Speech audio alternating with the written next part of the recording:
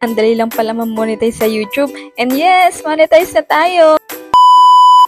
3 araw nga mula ngayon ay naka-receive ako ng email galing kay YouTube. Ito ang sabi niya na pwede na daw ako mag-apply for monetization. Hindi rin pala basta-basta ang mag-apply. Ang sabi dito, kailangan mo raw mag-antay ng almost 1 month. I-check pa kasi ni YouTube kung legit ba yung account mo at tama ba yung mga ginawa mong process para ma-monetize ka nila. Tuwing umaga nga, pagkagising ko ay na-check agad ako ng email. Nagbabaka sakali na baka pa-monetize agad tayo ni YouTube. Nanghihinayang kasi ako sa mga ads na pumapasok sa akin. Hindi pa ako monetize pero may pailan-ilang ads na ako sa mga video ko. Alam mo ba na isa yon sa magandang senyales? Ibig sabihin nakikita at napapansin ni YouTube yung mga content mo. Pero sa totoo lang, hindi naman talaga madaling gumawa ng content. Hindi rin madali ang mag-edit at hindi rin madali mag-isip ng mga sasabihin mo. Ang hirap kaya magsalita na magsalita tapos wala kang sagot na maririnig, diba? Parang nagsasalita sa hangin.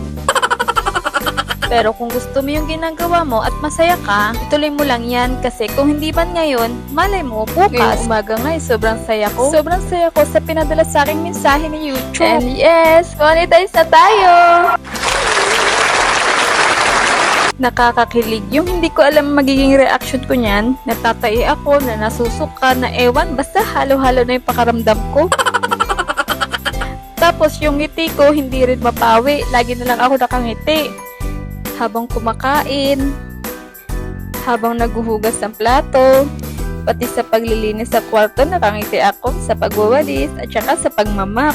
Pero mo yun, yung mga hindi mo naman ginagawa nagagawa mo na nang nakangiti pa. Iba talaga ang saya ko ng araw na yan. Nakarating na nga ako hanggang sa bubong. At kakatingala ko nga, nakita ko yung mga sinampay ko. Pinawin na lang natin para maisama sa content, baka abutin pa ng pagkabuhay. Yung dapat na ihahangay ko sa cabinet, natiklop ko pa. Hindi ko na alam ang pinaggagawa ko sa sobrang kaligayahan. Alam niyo ba kung bakit bigla ako nag-open ng YouTube? Yung YouTube channel ko is 2015 ko pa siya ginawa, pero hindi ko siya sineseryoso. Mahilig kasi talaga akong gumawa ng mga video. Mahilig ako mag-compile, mahilig ako mag-edit, tapos nahihinayang ako mag-erase ng mga videong nagawa ko. Tapos nilalagay ko lahat sa YouTube. Wala pa akong pakialam nun kung makapiright ako kasi hindi ko naman iniisip na gagamitin ko tong channel na to. Hanggang pag-uwi ko ng Pinas, mayroon akong isang kaibigan na nagsabi sa akin, mag-YouTube ka na lang kaya, total, madaldal ka naman, mahilig kang gumala, marunong ko mag-edit. Tapos yung last na sinabi niya, yun yung talaga nakapag-convince sa akin. At isa pa, maganda ka. Kaya ngayon, may YouTube channel na ako. Ang bilis kong maniwala, no? Kaya bilis ko ring maloko eh.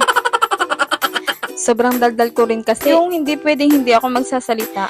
Ayoko napapanisan na laway. Kung ano nangyari sa akin ngayong araw na to, gusto ko ikikwento ko siya. Hindi ko alam kung bakit ganun. Bakit ba?